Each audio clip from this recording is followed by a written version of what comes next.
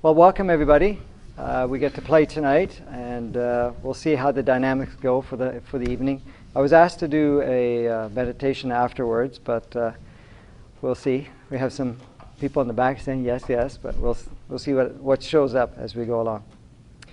So we're playing with something interesting because we're talking about reality, and it's funny because I get to play with people and stuff, and when they say, "Well, this is reality," and I say, "What reality are we talking about?" Because we have various realities. We have our own personal reality, and we have reality of our planet, we have reality of the universe, and we have reality of pure sourceness. So we're looking at what reality. Of course, we're familiar with this reality because this is our reality, meaning, and just to straighten everybody out, this is all there is. We get up every morning, you either go to work, you go to school, or you figure out something, whatever you're going to do for the day. Then at the end of the day, you watch your TV and do whatever, and you get old, you have some children along the way if you decide to, or you decide to check out, and you're done. That's the reality we've been living for most people. Now, of course, we've created all different other realities of our own, personal, looking at, okay, this is my world. And of course, you get to hear the beautiful statements as, I have my truth and you have your truth, which is quite interesting when you look at it and you say, well, okay, truth. In a way, you could say, well, yeah, you can have your truth and my truth, but then what is these truths based on? They're based on belief systems. I believe that this is my truth, or this is my truth, or that's my truth and that truth, and so forth. We all have our own truth, but then there's ultimate truth. But who says who knows ultimate truth? And then what is the truth? We're talking the truth of the universe, we're talking the truth of the planet, or we're talking the truth of pure sourceness. I mean, it's all based on what we believe. So this is the thing. I mean, our reality is shaped, and we shape our own reality. We're fully in charge of our reality. We create our world. We create our world individually, how you want to experience it. Now, it starts off even further than that, because before you come onto the planet, you know, who believes in reincarnation? Very good. All right, I don't have to shake up anybody then. So you've been here a few times, maybe a heck of a lot of times. But the thing is, when you're coming here, you basically have a mission. And the mission is basically, if you really look at it, the nuts and bolts of the whole thing, is to come here to play, to experience a form of life. And through that experience, a form of life, we have something called learning. We learn. We learn from our experience. We learn from playing. So what's the purpose of that? Well, we learn, and what's the third part of it? We become enlightened, meaning we remember who we are. So most people say, well, we're here to remember who we are. Well, it's nice to forget and then to remember. But people say, well, we don't learn anything, we're just remembering. Well, if we create our playground, we create all a variety of realities and we experience, we're learning something from it. Because here we are the creator, we created our playground and we play. And through that we have experiences, and through that experience we learn from the experience. Because you're basically pure potentiality. But until you start to create and play, you know, you create your playground first, and until you get to the playground and start playing, you don't really know how it is to play. Even though you may know how to design it. But it's always at a conscious level saying, okay, I know how to create, but let me use my creativity and start creating the playground and then come in and play. So here we are. Now, our planet Earth is one form of reality. There's a multitudes of realities, multitudes of playgrounds. Because planet Earth, really, if you really look at it, it's just a playground and a schoolyard. That tells you right off the bat. We're here to play, we're here to learn, and we're here to awaken, to remember who we are. But along the way, we become very experientially rich.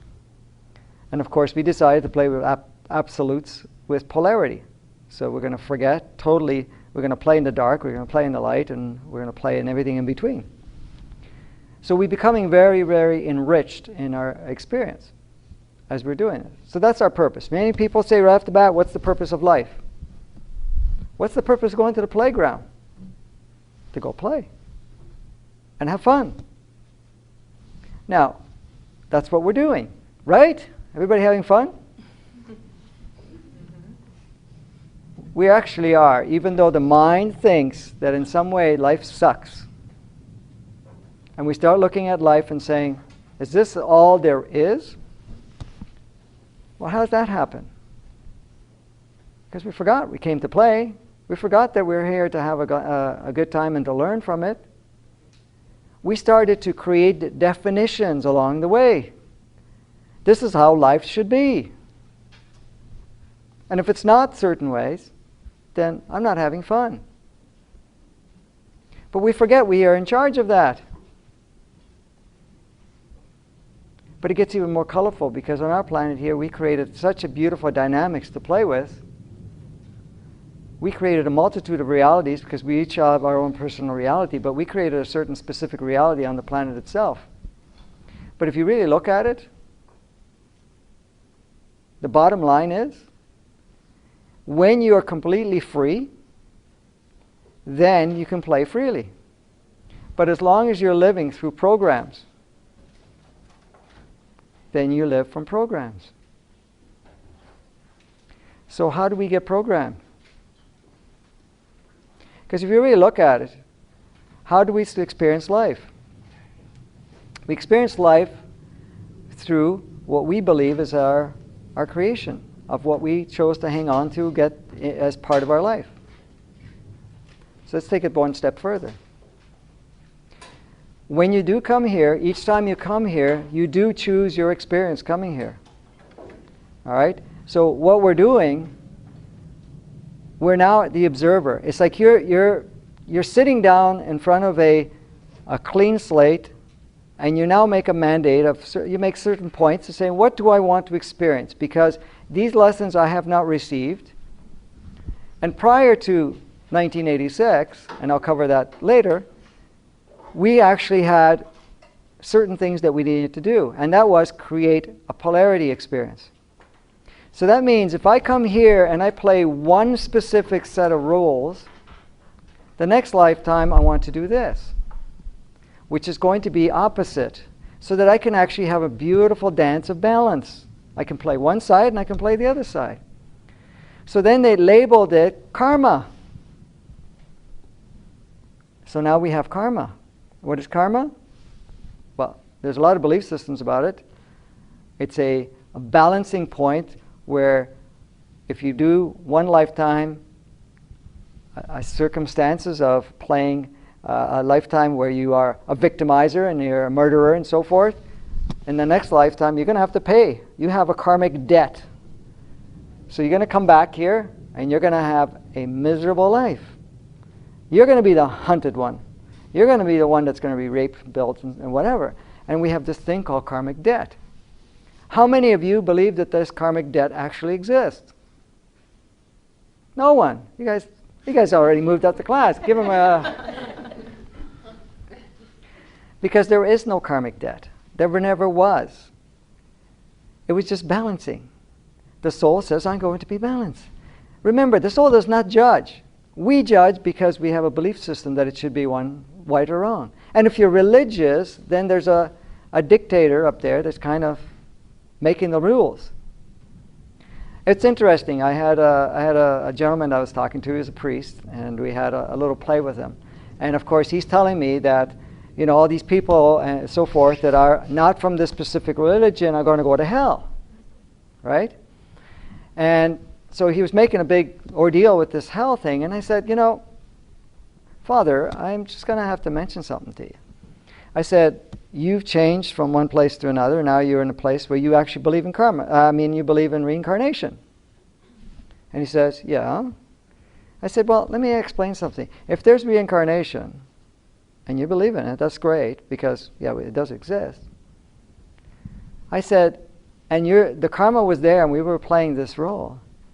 I said, I can tell you, you've had many lives that you have really been a murderer, been a victimizer. You've pissed off that God. So why are you here? You should be in hell, and there will be no one here. Because all of us, at one point or another, was the victim, a victimizer. We can't judge. So I said, if that existed, then we'd all be in hell, so nobody would be here. Or if we were so good, we would have been in the other place called heaven. Who the hell want to come here?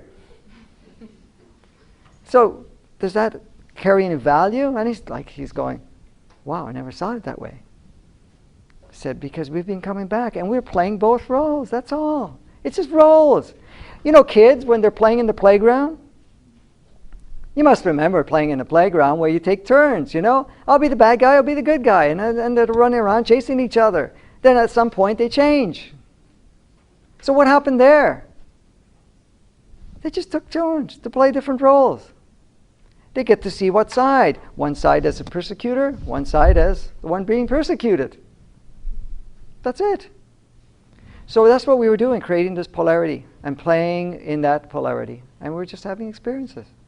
And we learned from it. Now we say, well, we've been playing the same thing. Well, each time it's a little different. But there is another part to this which we'll play as we go along.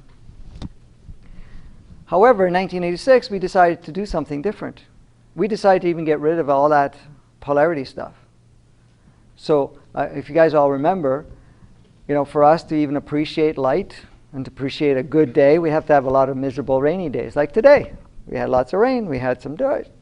So tomorrow, if it's sunny, we're going to appreciate it. Wow, it's a beautiful day. It's going to look even more beautiful, in a sense. But really, does it make a difference? No. Because the polarity stuff has been erased. So the souls, we've gone through a shift. We went through a frequency change on the planet. And as the frequency changed, we were exposed to a different frequency. Our souls had tuned into that, and we collapsed. We collapsed the karma, because what was happening with the karma, each lifetime, if you came in as a victim, you pretty well played it out through your whole life.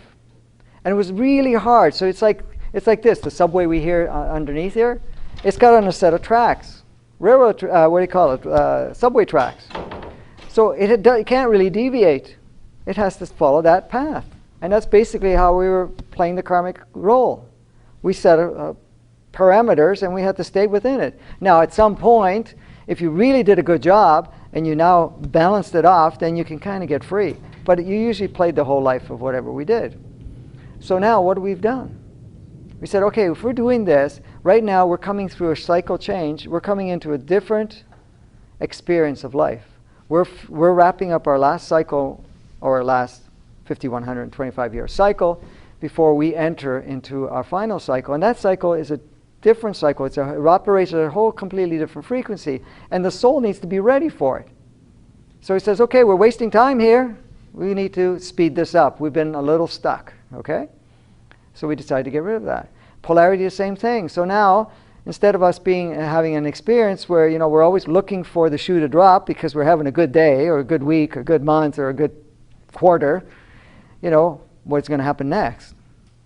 We're not doing that any longer. And the other thing is, we had a contract to play in darkness, which held us in place. We cut that off too. And the other thing we went from our experiential realm, which we were talking about, we're having here experience, but at the same time, through experience, we're now coming to the point where we're going from experience to play, well, basically play and experience, then to learn and to become enlightened. We decided to get rid of the experiential realm and just change it. And we went to a thing called purge and clear. That means we experience and we let go. We're no longer going to keep it and carry it with us. So what's happening now, as the frequency keeps increasing, the vibration in our physicality increases, the stuff, the baggage we've been carrying, all our belief systems and programs and all the little things that we've experienced in our life and even past lives that we kind of pushed aside and that's still lingering because we never wrapped it up, is coming to the surface. And how many of you starting to feel somewhat insane, feeling emotional rides, feeling all types of things coming up to the surface? Stuff that you forgot. You said, I took care of this. I forgave my dad for what he did. Poof, it's in your face. Not so much about that, but the whole story and the drama and everything that we've had. Because at some point, what's happened, we never really cleared it up. It's like a garbage dump. You know where they have these landfill sites? They have this big pit and they keep throwing garbage in there. And then, of course, what they do is they put all this nice topsoil on top of it, put some grass, some trees, and so forth, and they make a park out of it. But as the stuff that we have underneath starts to ferment more and more, we start to have methane gas coming through. So then they get smart and we put a nice shaft somewhere and we vent it out. But it needs to eventually come out what has been produced there. But realistically, what we need to do is clear it. So what we've done in our life is we've had all these experiences and we came up with explanations to it. Okay, well, that was Dad. I got to forgive him, so forth. Because forgiving is a loaded thing to do. Because the moment you have to forgive somebody, they were wrong. Dad, you screwed up, but I'll forgive you anyways. But then the question is there any wrong? If we're playing and we're having an experience to play, no matter what anybody does to us, we're just playing. So how could we be wrong? Then we go a little further.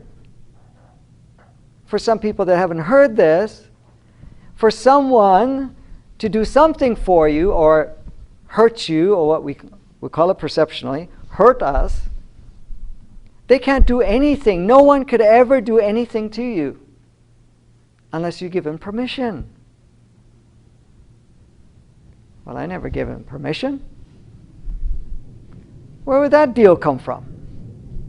We have a thing called our soul, which is the only reason you're here, because that's the one that keeps reincarnating, taking all these nice little rides. And the soul says, remember the list we made before we came here? We needed these experiences. But does it mean we have to do them all? No. It's like you guys, you've already passed already because you already believe in the reincarnation and some other things here, so I don't have to really explain all of this stuff. So if you get it, you can skip. You don't have to do it all. So we set up a plan and say, okay, well, I want to hit all these nice little spots here. But what happens is we can collapse several of them through a certain series of experience. So if we're holding on to these all these ideas that, people done wrong to us, they were all serving you. So the bag that we carry that we need to forgive, and that the fact that they did something wrong to us, is it worth holding on to? And then, how much freedom can we experience while we're carrying that? If you really look at it, how much freedom do we actually have? It's like this gentleman. I read this story from somebody, and he basically had a school experience. Let's call it this way, since we're already in the school. A school experience where he was picked on by a so-called bully.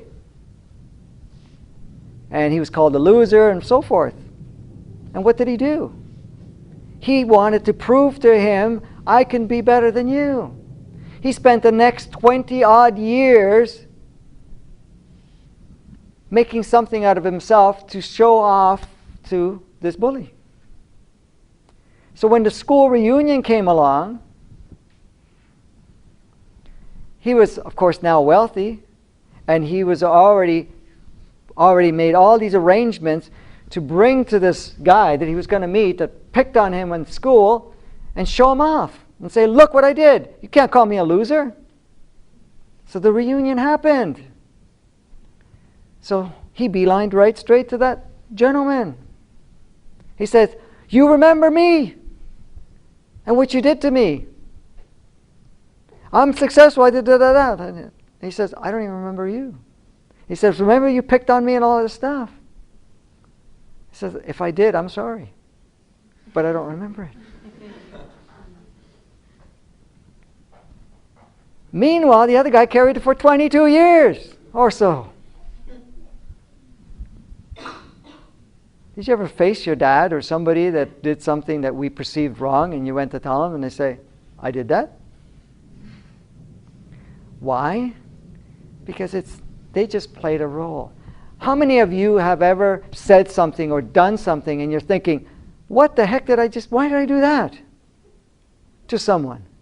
What was that all about? That was your soul communicating with their soul, and they said, push my buttons, and this is what you need to do.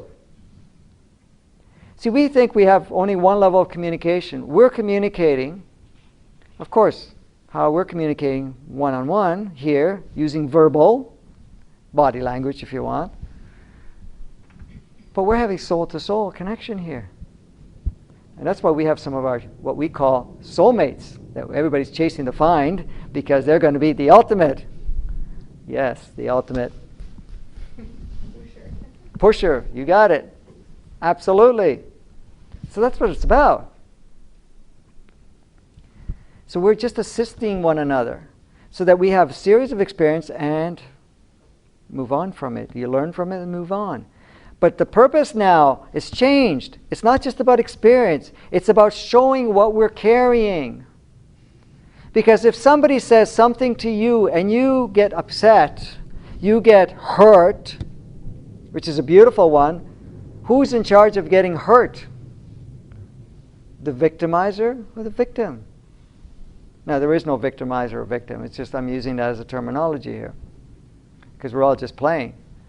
But if somebody says something to you, because you can turn around and say, well, they're so mean, or they're, so rude, or this or that. But really, what is they doing? They're just saying something, but we have a reference point that, something? That is not nice. Not only is it nice, I feel bad. Now, why do I feel bad? Because I believe something. There's a story attached to it. Because without the story, you wouldn't even notice it. It doesn't exist. So when somebody's rude, somebody says something, it's just showing you that, hey, I'm sensitive. I use an analogy, okay? Somebody that's very angry, they're always going, all these stupid idiots that drive on the street, and these people over here, my uncle bugs me, this bothers me, and they're angry. These are all assholes, all of them. People piss me off. And that's all they're saying. Why are they all jerks? Why are they in my way? And why are they in my life? You know what it is? They're all carrying a match. But who's carrying the gasoline?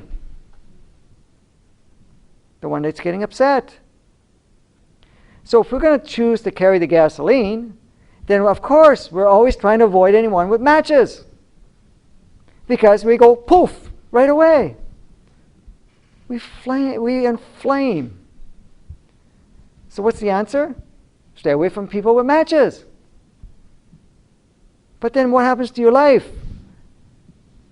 It compresses. And then of course you get angry and you get upset and your world gets smaller and smaller and smaller. But the answer is, who wants to pick on that one? You got it. Get rid of the gasoline and you can play with anyone and everybody. Then all of a sudden nobody's a jerk. Nobody pisses you off. And this is what we're doing. We're getting rid of our little flammable stuff. All our definitions. Because our reality is based on that. Our world is shaped on what we believe, what we've taken on as our reference point. You want to have some fun? How did these realities get there? Did we choose it all? No. We chose certain experiences. So let's straighten this out first. How many of you screwed up picking your family?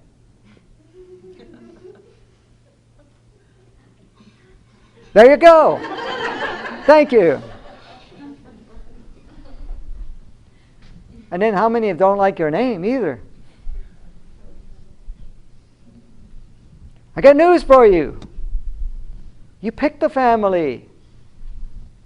Now this is how it works. You're watching all of this and you're just now strategizing. Who am I going to pick here? I'd like to come around this time, frame because the alignment of the planets and the positioning, because you also pick where you're going to be born, because every point on the planet is a grid point which has a certain coding that gives you a certain experience. Plus, not only is it on the grid where you're born, the time that you're going to be born has a coding factor. Your culture, of course, and all of that other stuff becomes afterwards part of it too. So here you come. You say, okay, I want to go right here. That's a good spot. Let me look around for parents. Oh, these two are fooling around. These two are doing this thing. Okay, I have a couple of options. So you narrow it down to 3, and then you decide. Okay, let me take a look at what these 3 have to offer. And then you get a nice little view of what it's going to look like. This is where it gets interesting.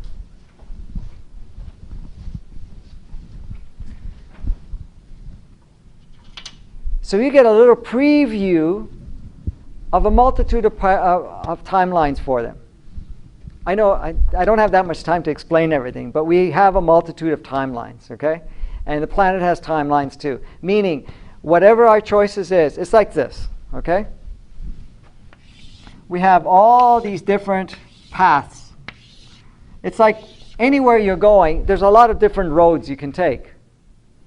So as you make a shift within yourself, your consciousness shifts, you actually change the roads. And each road has certain little experiences along the way.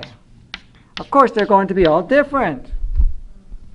Because if you started off here, you may have certain experiences here that will match this road, meaning your frequency, your level of consciousness. So this road is designed for your specific level of consciousness.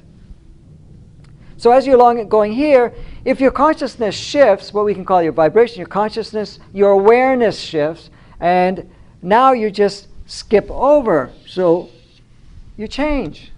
Of course, now you're going to skip these, and your experience level's good. Did you anybody ever go to a psychic and they tell you you're going to meet somebody? You know, here your true love's coming at a certain point? Well, when you're going to a psychic, and I'm not trying to bash it because it is transient here, as you're moving along, they may see that here's this person that's going to come into your life here. But you just made a shift in consciousness and you just missed. Oops, I missed. Well, there'll be others. Don't worry about it.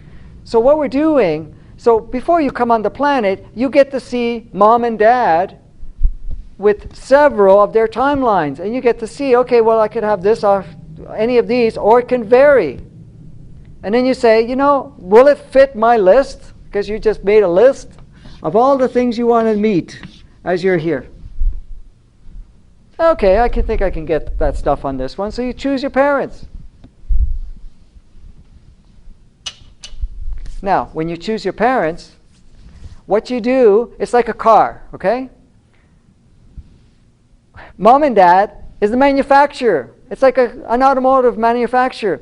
They're producing a vehicle because that's all this is. It's a vehicle. So they're producing this vehicle. But who gets to choose the options? The color, the motor size. You do. But you choose it from their genetic code. So when you go along and you say, shit, I picked dad's nose. What the hell? But you know, you're looking at it and you say, well, this would be good, this would be good. And you select your options. We pre-planned that much? Yes. Wow. Interesting. Okay. Yes. So as you're going along, you just pick and choose everything you want. Okay? Now, of course, there's a limit because you have so much to choose from that. And then the other part is, you do not just show up at mom and dad's body, turn around and say, surprise! There's another part to all of this. You get to negotiate. Because they have a list. Well, I'm going to have a kid, and this is what I want. So the kid that comes along and pushes your buttons, the soul is saying, yeah, I need my ass kicked a little bit because I'm walking really slow. So, because if you look at it this way. Well, same set of parents can create a heavenly child and a demon out of the same womb. Same set of genes. What the hell happened? Did I do it on the wrong side of the moon? No. He says, okay, I'm going to have this experience now. Give me all this nice, smooth, nice, my reference point. See what heaven looks like? And then let's meet the devil. Let's create. Because I need that button pusher. I'm getting a little too easy here. But the good thing about all of this, they're not both say a parent that's having 2 children, it's not both planned. You start off with number 1. Okay, this is what I want. And then you're going through the list of what I want to achieve. This is mom and dad. But, things are not moving very quickly, and I'm stuck in this timeline.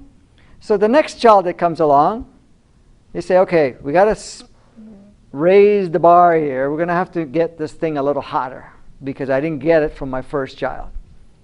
So, and if you're really behind, okay, bring it on. Bring the demon in. Let's get that button pushed. Everyone left. So then that comes in. So you're agreeing, okay, I'm going to be the one that plays that role. And they're going to play a specific role for you.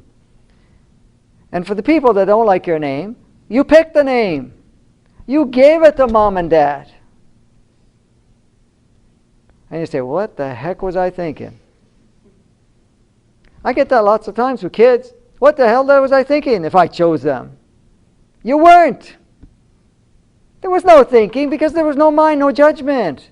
At the soul level, you came here to have an experience, to learn.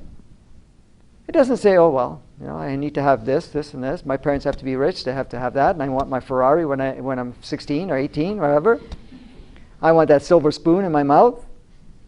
Well, if that's the experience you're okay with and that's going to serve, the soul is okay with that. But is it going to provide it if you don't? No.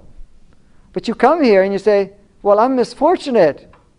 No, you're having the experience you want. But the beautiful part of all of that, so you choose. Okay, just to bring it back, what is the name all about? Each letter is a code. See, we're getting a little situation here. We're programming ourselves to be here to have certain experiences.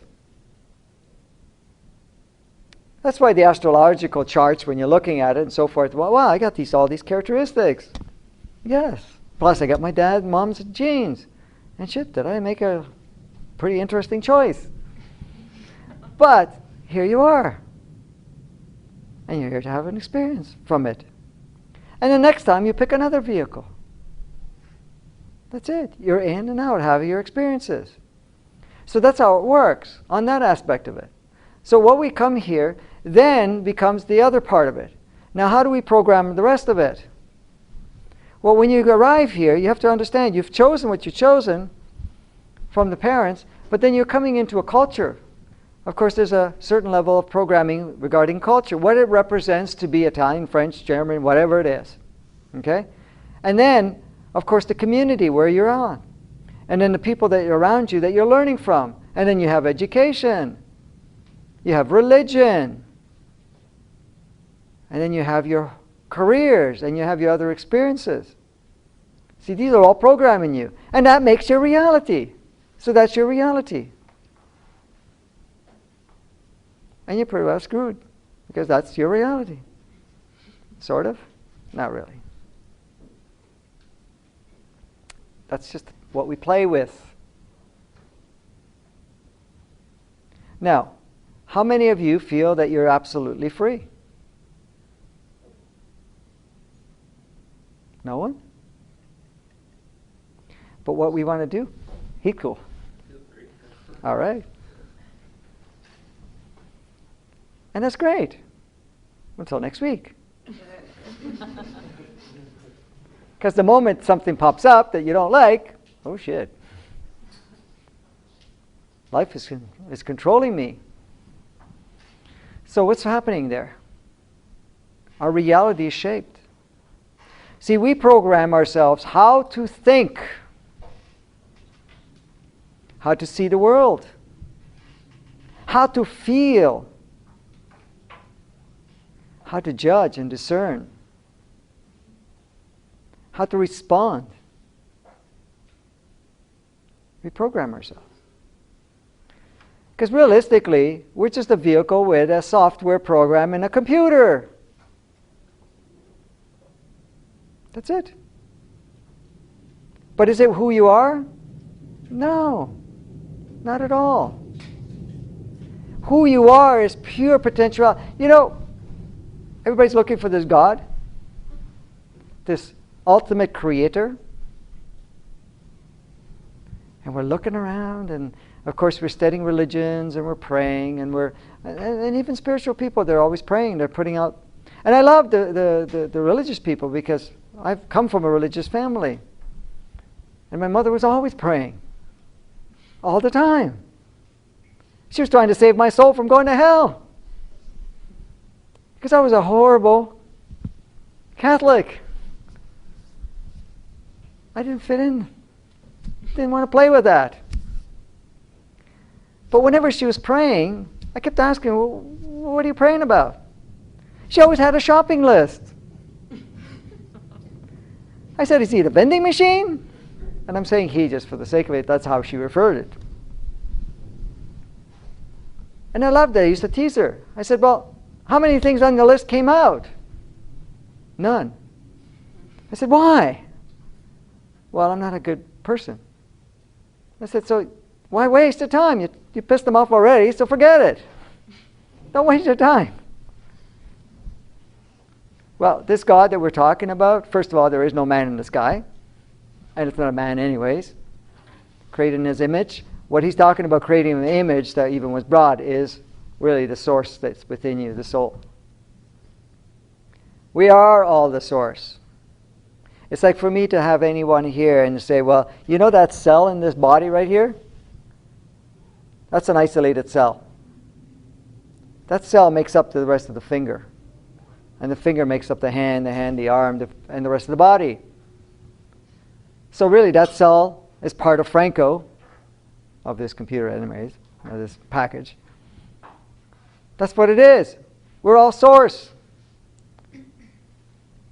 You know, we talk about we're looking for something, it's all here. We're it. And you know why we refer to the heart a lot? Does anybody know? The heart is the transmitter and receiver of two things. Soul and higher self. Oh, there's a difference? Yes and no. It's all the same. However, source is the part that did not forget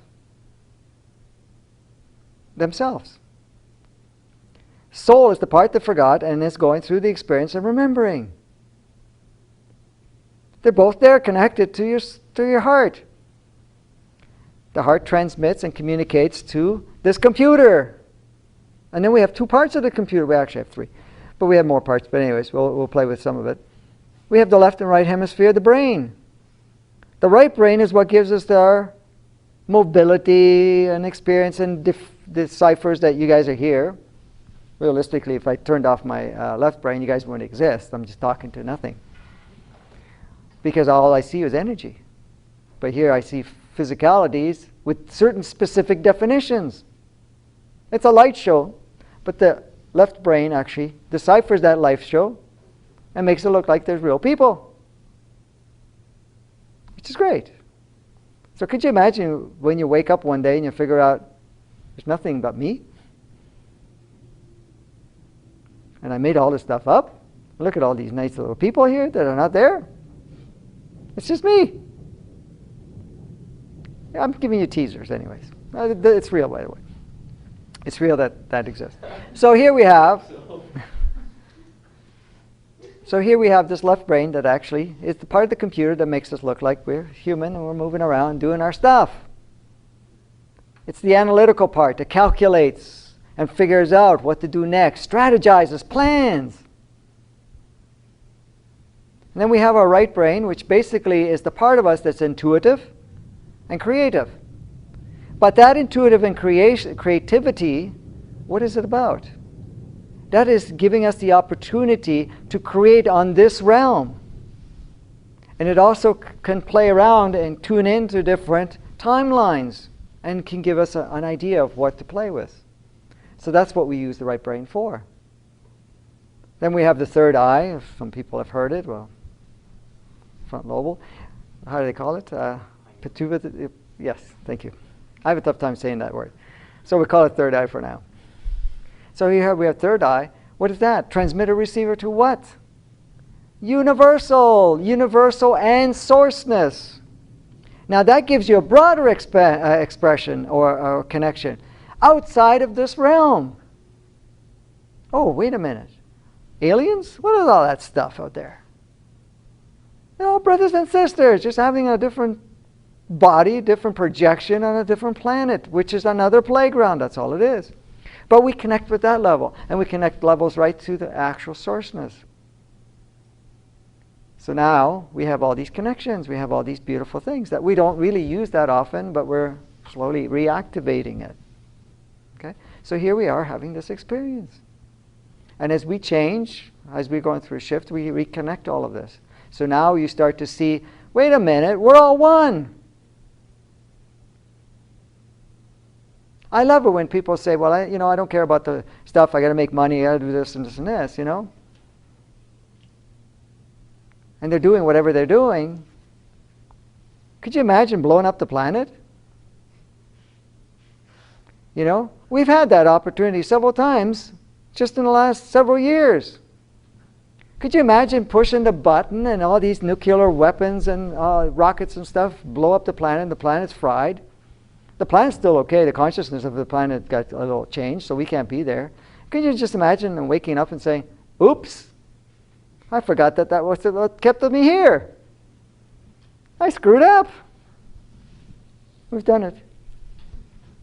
Not our series of souls, so you don't have to take blame. And if you want to know, I'm going to push some boundaries, so we'll play with this. None of you are from here. You earthlings.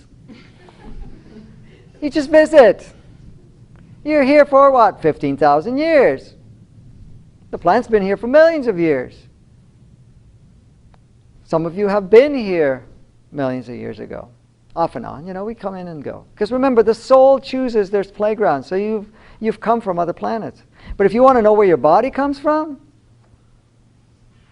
what we call this physicality, this vehicle, it's just been made up. In a lab, in a dish. You ever heard of cloning? Something like that. But those extraterrestrials that we're so afraid of? They're the ones that put it together. So let me give you something else so that you actually know what you're playing with. Everybody's familiar with some cars here. Somebody must have heard of Ford or General Motors and Chrysler and Mercedes-Benz. Let's take that. Those four. So here we get 4 car manufacturers. They get their engineers together and say, let's create this ultimate car. We'll get together and we use the best technology that we have each. And we create a new car. So that's what they did. They used all the best genetic codes and so forth, and then they got creative. They said, okay, let's brainstorm and create something even more elaborate. And poof, there you go. These are the physicalities they created. They decided to restructure the planet by changing the codes. We're all off codes anyway. Change the structure of the planet, and here's all these nice vehicles. And your souls in here said, yes, I want to go try one of those. It's like the car goes on the market, and this whole new fleet of new cars coming out, which is these physicalities, and you say, yes, I want part of it. So you jump from one car, you let go of that one, that's made up from a different manufacturer, and you come here. So you left the schoolyard. It's like you decided that you were living in a certain area, and you were going to a certain school, and at some point, you said, well, let's move. So you moved. So now you're in a new school, new environment, different experience. And here you are. So, the technical marvel about all this, we have physicalities that are sensorially rich, fully connected to a point where you can actually feel emotions. You can feel all the different layers and levels and so forth. We are so experientially rich, we're so alive, per se. And this is a terminology again, that we have a very sensorial and very enriched experience here. So what happens? We become an experiment. I remember saying that to some people, and they said, "What, we're guinea pigs?" I said, "Sort of. But there's a little thing about this.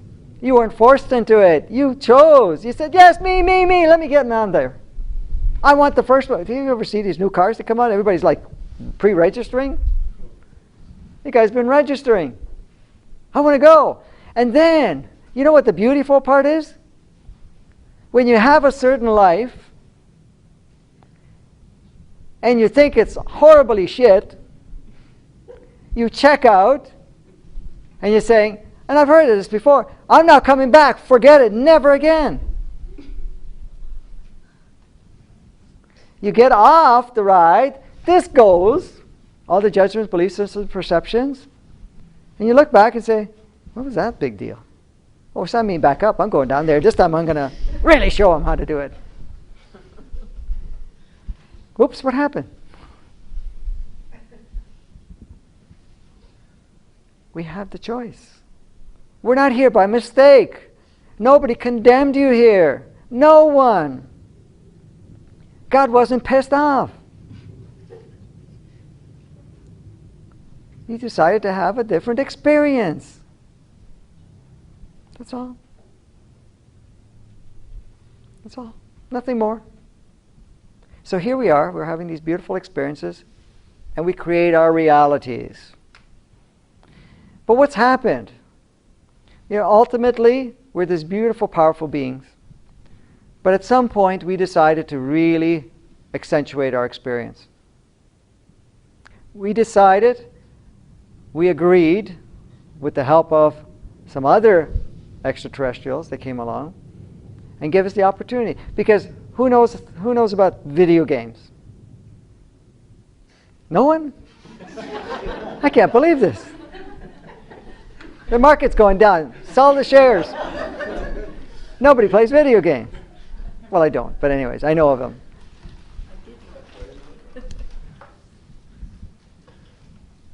The news flash is, this is a video game. You're all playing it. But it's like this. You have a video game and somebody comes over and says, "Excuse me, I got something I can do for you. Come on in."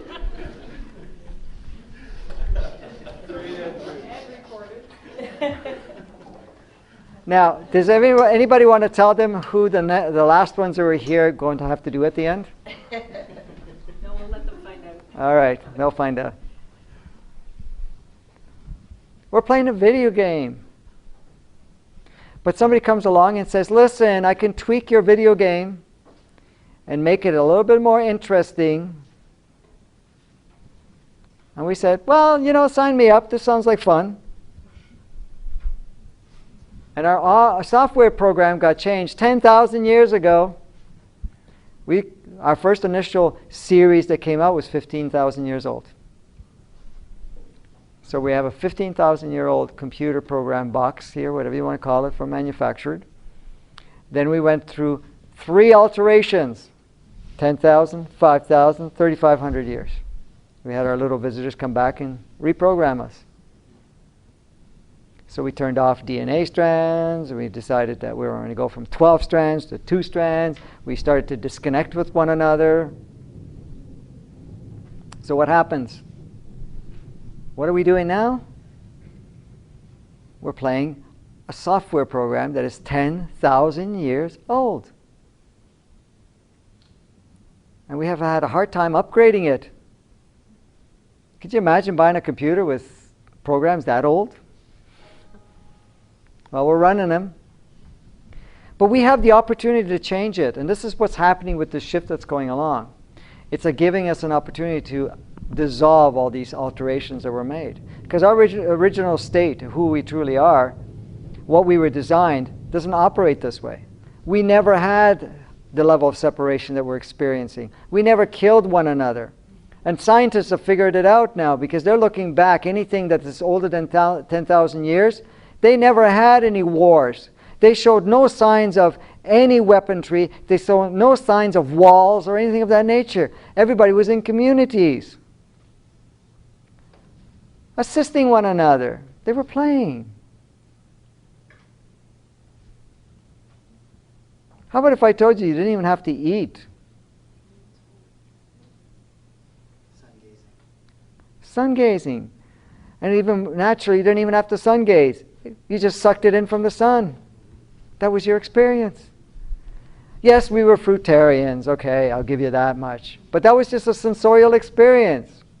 Could you imagine never have to eat, and then when you see, well, maybe I want to have something to play with today. So you eat an apple, you eat something. That's it. We saw ourselves as facets of each other having individual experiences, but we didn't want to kill each other. We didn't need to feel better than one another. I didn't need to take over. I didn't have to own you. I don't have to control you. No, we're playmates. We're just playing. That's all we were doing. That's how it was. Not only that, we had no such thing as fear. That's a bonus. Fear? What's that?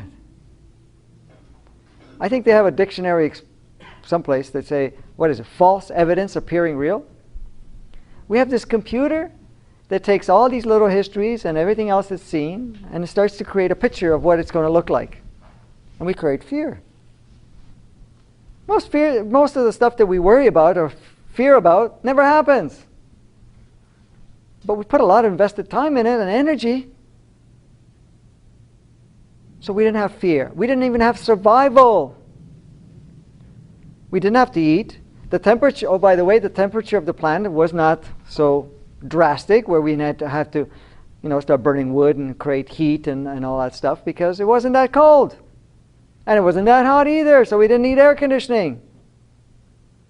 We didn't have to hide in boxes either. We could be in nature. The animal kingdom didn't eat each other. It didn't exist. That got changed. There were no enemies. There were none of that. We didn't even have pesky insects, so you could sleep on the ground in the middle of the forest. You didn't have to worry about bugs. You didn't have to worry about wolves and snakes or anything else, because they weren't your enemies. We didn't have to. We weren't in survival. We didn't have to work. We just did what we love to do. To play.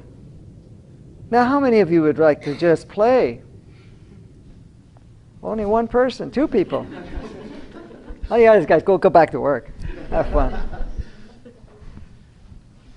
And I'm not saying you're not going to do anything. You're going to enjoy whatever you love to do. Everybody's brought in a gift. Everybody's liking to play with whatever they choose to play with. But how many of you would love to be doing something else? And not worry about that I have to make sure that I have enough money to do something so that I can buy food, that I can actually do, travel or do anything. If that was not there. Where did this whole concept of ownership came along? That wasn't there either. Nobody owned land. How could you own land? Who owned it in the first place? Did you ever figure that out? That little piece of paper that says you have the deed, the rights for this piece of land? Well, the government owned it. How did they get it? There was other cultures here before. Could you imagine going back to the Stone Age and trying to figure out who owned that part? And then look at it. We buy a piece of land and you dig a hole and we get oil out of it and we charge all this money and saying, well, the oil belongs to me. Well, that oil's been there for millions of years. Where were you? Where's that deed coming from? It's all made up, guys. We made up all these things. So all that stuff changed. So how our whole experience changed. We created density. We created struggle. We created survival. We created fear. We created the fact that we have to do things to get something else out of it. And not only that, we're now, instead of enjoying emotions, it runs us.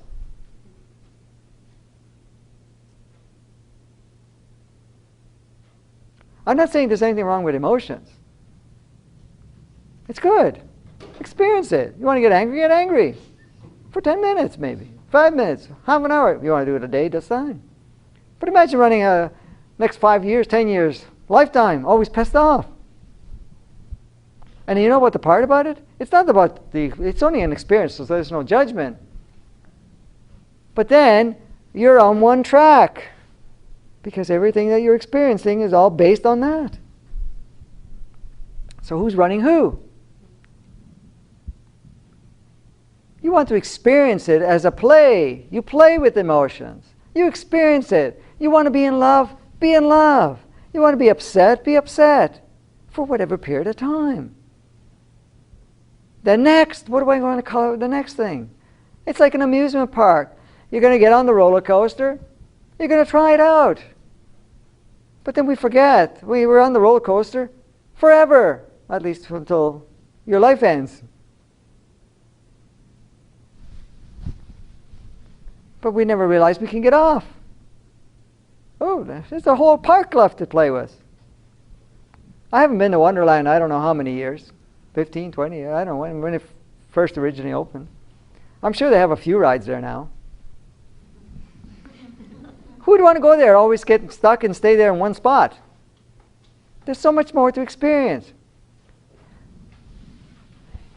People wanted to know what's the secret for longevity. What's the secret? What's that? Expansion. Meaning, don't get caught on the ride. Know that you can get on, you can get off and try something else. Because what happens now? The way it works right now, or it has been working, we come into the roller coaster, because here we are, we chose ourselves to have one specific experience. This is the physicality with all the programs and all that stuff. Here we are in the roller coaster. We ride the roller coaster until we're tired of it. Finally, the soul says, we're done. We can't get off because we seem to be stuck on this thing. So it gets off. Now it comes back into the bumper cars. And it rides the bumper cars until it's finally fed up. And it says, we're out of here again. So now we come back on the merry-go-round or something. I don't know what else is up there. There's lots of things. So we have that experience. But imagine this. Do you think, how many of you think the soul loves to go in and out all the time? It doesn't mind it sometimes. But can you imagine every time it has to go back into that diaper stage? Shit, didn't I do this before? Could you imagine when you're picking it? Of course, it's not, oh shit, I got to go through that again. All right. Let's go. But if you can skip all of that and say, listen, I'm on the roller coaster, but I realize, wait a minute, there's a whole park here. I can stop, I can get off and go somewhere else. That's what we call about life. Life keeps going. So what happens? You're not going to age. You're not going to choose to get sick. Well, you can have the experience for a couple of days if you want to, if you forgot how it feels. But you're not going to put something like cancer and then pop out with it. You're going to just choose to expand. And as you expand, you don't need to leave. What do you think the soul does? You think the soul turns around and says, we're out of here just for the sake of it? No. It says we're stuck. We can't. We got to go. But right now we're given the opportunity. That's why all of this stuff is coming to you, is opening you up. Because I'm telling you that we're going through a cycle change. So you have options right now. Your options is you either open up or you check out. Because the vibration and the frequency of what we're going into is going to be quite intense. I give the analogy that we're walking in water with baggage. And what are these baggage? There are definitions of who we are. But the water is going up. You're going to come to the point where you either drown or you let go and float. And what happens when you float? Now you enjoy everything.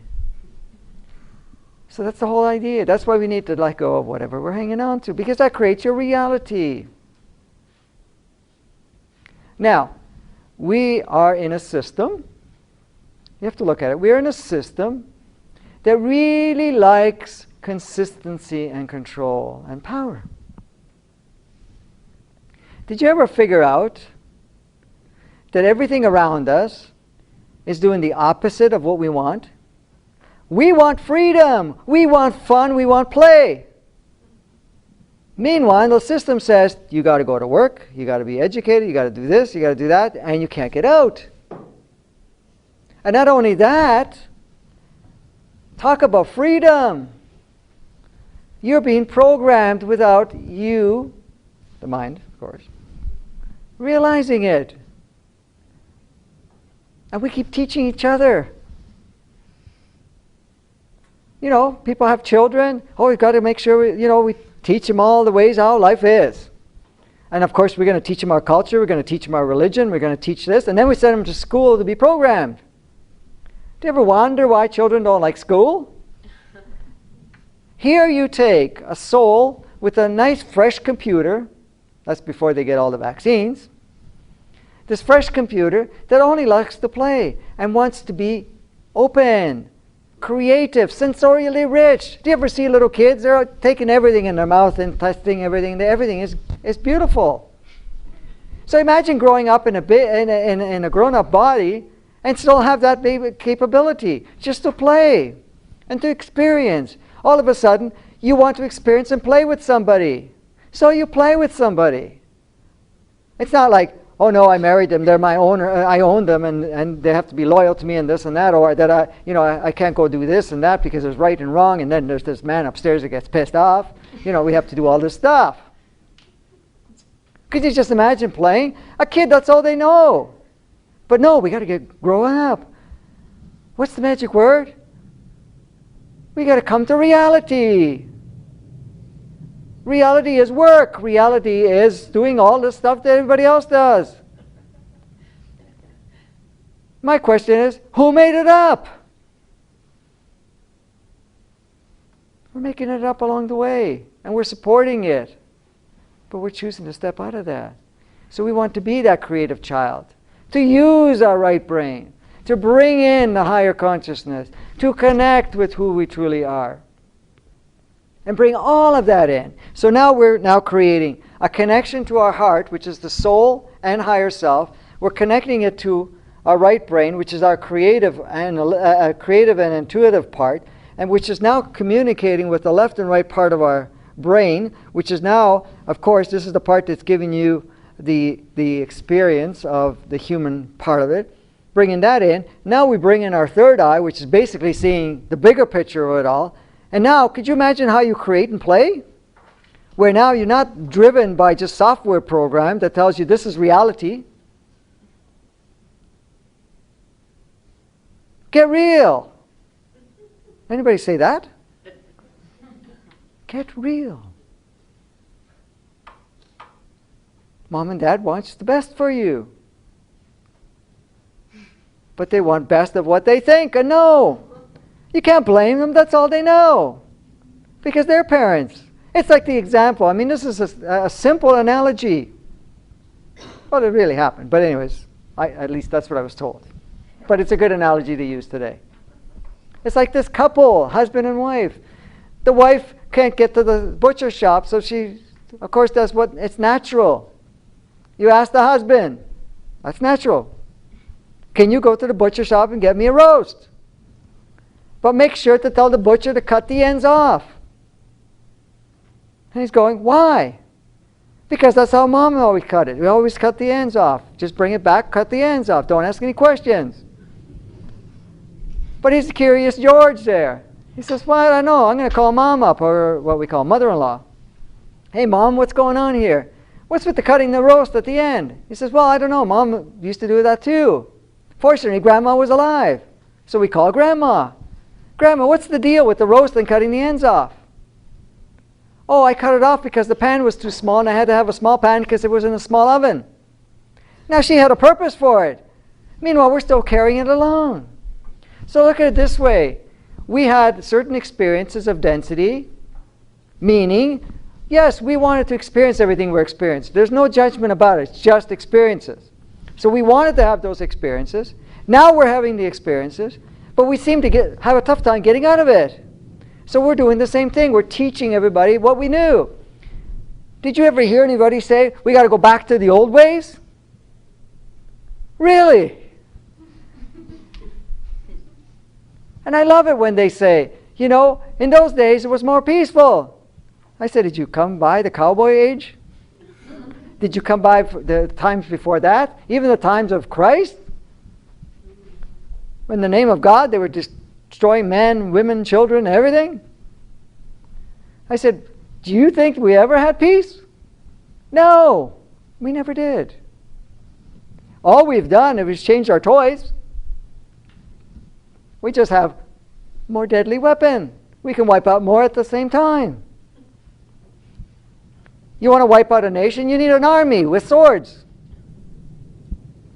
Or they had clubs at one time, or some rocks. Now we have these things that you just pop over and wipe out a whole nation. Nuclear, I think that you call it. Poof. Then they forget. I love that part. They forget that you blow up your neighbor, that thing is not going to just stop there. And now all of a sudden, I mean, you see it in Japan.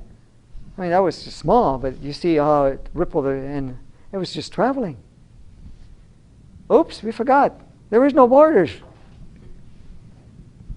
I love it when when I was working in the industry stuff, and they would be in the United States or Canada, they weren't allowed to create certain products because they gave off some toxic waste, deadly toxic waste. Okay? So what do? They go to Mexico. Did you forget that the air travels? Water too? Did you forget that some of your food comes from there? From that contaminated soil?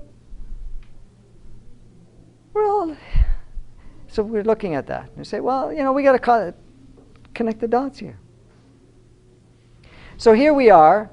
We're training ourselves to keep repeating the same cycle. I remember when I first came here, I'm looking at it, and everybody looked like drones and robots teaching each other. Look, mom and dad is having a screwy life. They're not liking it. They're working day and night, trying to make ends meet.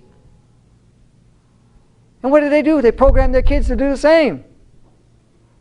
And what do parents do now? They send them to better schools so they can learn the system better. Recreate. Yes. And then we have these self-help stuff.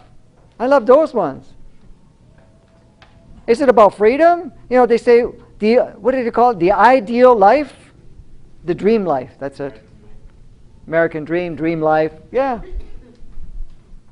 What is this dream? We all have the right house. We all have the right cars. We all have the right mates. We all have the certain amount of money in the bank money in the bank. We have certain capability of traveling. Is there any difference to that? And then, how do you achieve it? You either figure out a way to make a product that nobody uses or needs or creates more toxic stuff or something of that nature. Not to judge anything because it's all just part of the game. So that we can get, and I've seen people that actually do that, and then when they get there, their health is all falling apart because they hated what they were doing or whatever else. And we created this dream.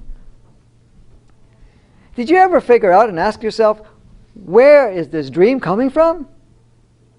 Is it really yours? How many of you create dreams in your mind because you've seen it on TV and other people have it? Some people don't feel good if they don't have the right pair of jeans. Really. I've had kids that get pissed off. They're mad at their parents because they can't be in like everybody else.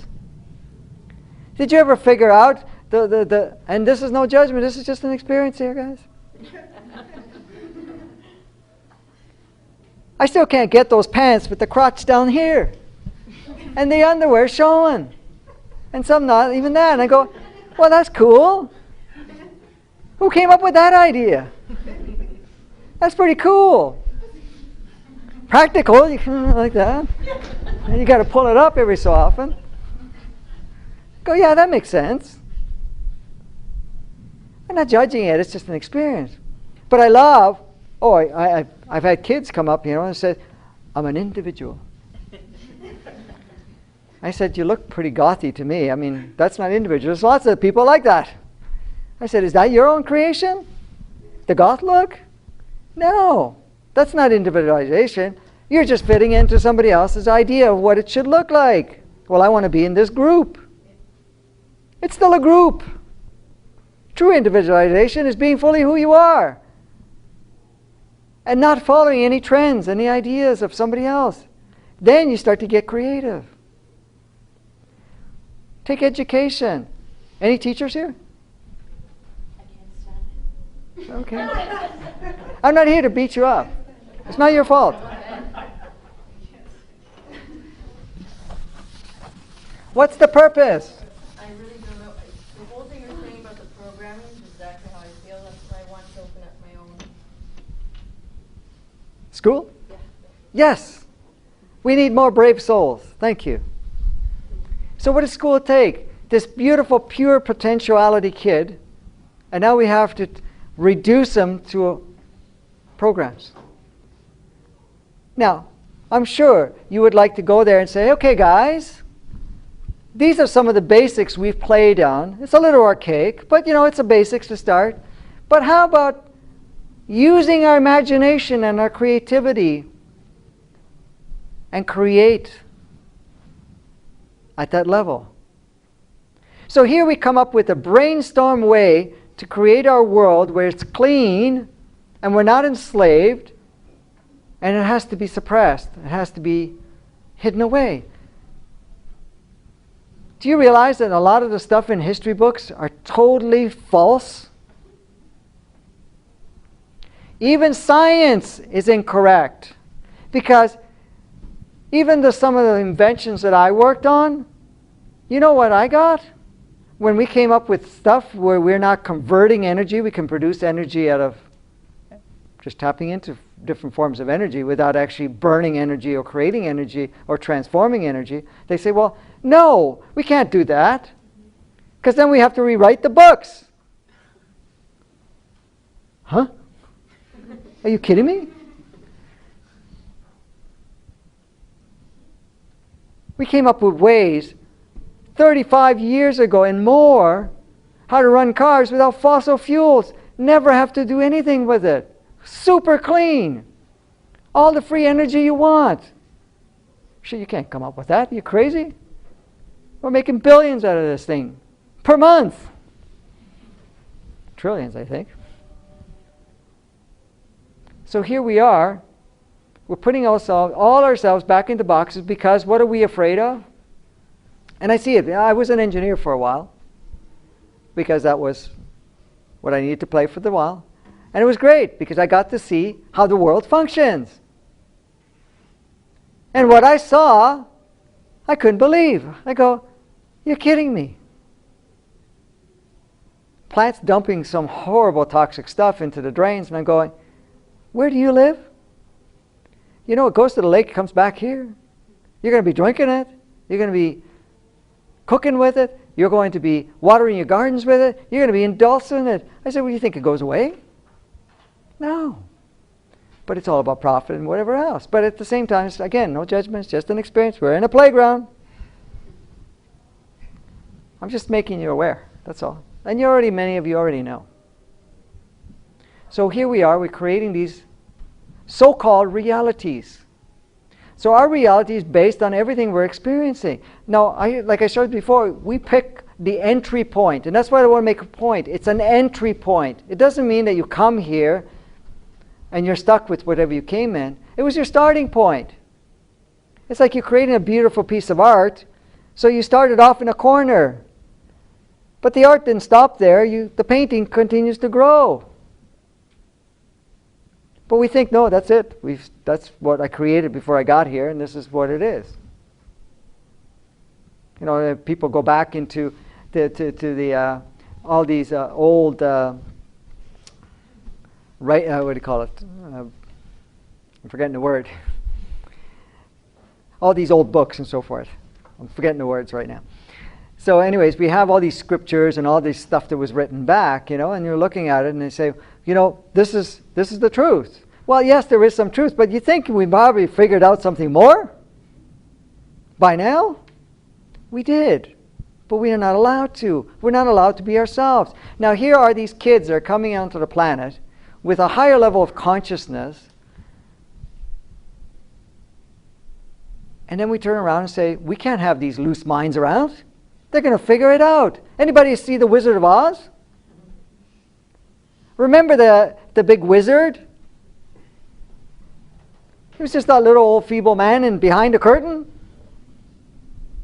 running all those controls and showing the big thing and scaring, terrorizing people. Well, we have that. So we can't have these kids figure it out, because then they'll change the whole world. So what do? We vaccinate them. We pump stuff into them to numb the mind. See, the basics here. We can only play with this. The soul you cannot change. The soul has a mandate. Now you can slow it down. You can't reverse it. So if somebody knows the key of how to run your life, look at it this way. Here we have, I'm moving around. I know I have boundaries. I got boundaries. See, I'm supposed to be from that table to this table. The man with the camera. See, I'm not free either. I would be walking around. No, this is fine. What's I going to say? So anyways, in regards to what I was saying, with the free minds, then we're going to figure all this stuff out. But here we are, we're creating realities that we are supporting one another with. And what are we doing? We're just creating structures. I've shown them sometimes we're creating boxes. So, our life, our reality is based on what we keep teaching each other, what we keep controlling. So what I was going to say is that the soul itself, realistically, comes here to have an experience, to awaken. And it depends on the physicality and the mind, computer, to have that experience. So somebody has to figure that out. And they say, well, if we can mess up this, then we have control. Now, how many of you read the owner's manual of your human owner's manual? No, because it's been hidden. You can't have it. You're going to figure it out, how grand you are, how powerful you are. You're pure potentiality here. You can create, you can do anything you want. Could you imagine? Just look at it this way. Your reality, whatever your consciousness level is, whatever you see, perceive, and believe, you create your experience. But not only do you create your experience, what you're experiencing, but you also interconnect with everybody that is experiencing with you. Okay? But the collective consciousness, the collective belief systems and so forth, create our reality of our world. So if we know that, then if we put everybody in the same box, then we keep repeating and keeping the cycle where it is. So we can't step out of it. So the point here is to realize that that's the case and start looking at everything that runs you and say, well, okay, what do I need to play with and what do I don't? I'll give you the shortcut. You don't need it all. Get rid of it, all of it. You don't need none of it. We do not, how many people have said to me, as I'm going through this process, I don't know who I am anymore. I want to go back to where I was. I said, you're kidding me.